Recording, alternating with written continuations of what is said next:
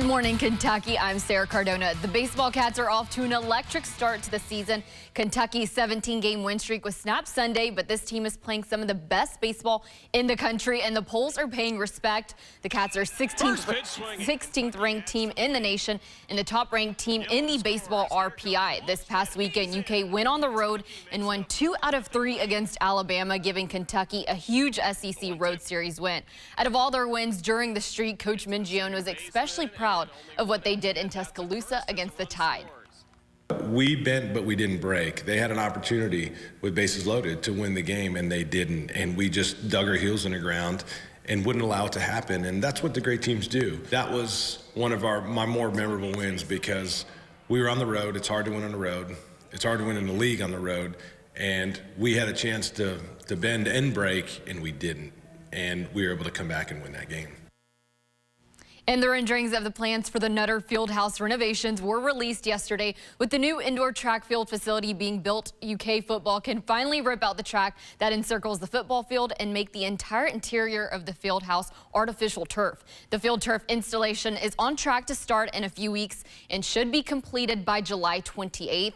And then the Kroger field turf installation is underway and on track to be completed by May 15th. As you can see, it's going to be beautiful when completed, with plenty of room for all football activities. And the Kroger Field Stadium turf will have a new look as well, with different shading each 5 yards in the block UK at midfield. The first player to announce he'll be leaving the Kentucky basketball program is senior Sahvir Wheeler.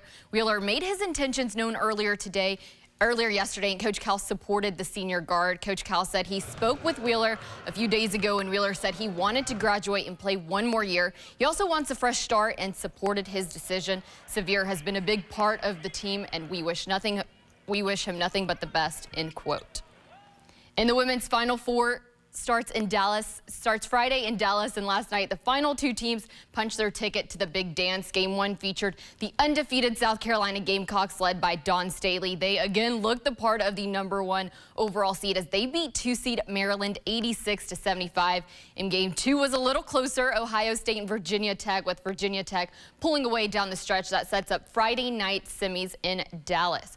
So we're going to have Game 1 as 2 top overall seeds, LSU versus Virginia Tech, and Game 2 will be South Carolina versus Iowa. Oh, it's going to be good games. Goodness gracious. Yeah, and I think I was seeing on Twitter how the women's Final Four is going to break viewership records, while the men's is probably not going to bring in that many people. Yeah, not having the blue bloods involved. Yeah. Not having all the I mean, it truly is. It's on the men's side, it's a tournament that we're all still trying to wrap our heads around. But hey, and then the women's is, I think, what we all expected. Yeah. And each women's game is just down to the wire. Great games, lots of intensity, even in the handshake line, as we've seen in several games as well. Anyway, okay. I like the new look of Kroger Field. That's going to be cool. Yeah, that's going to be awesome. Yeah, it's going to be great. Highlighted every 5 yards. It's kind of cool.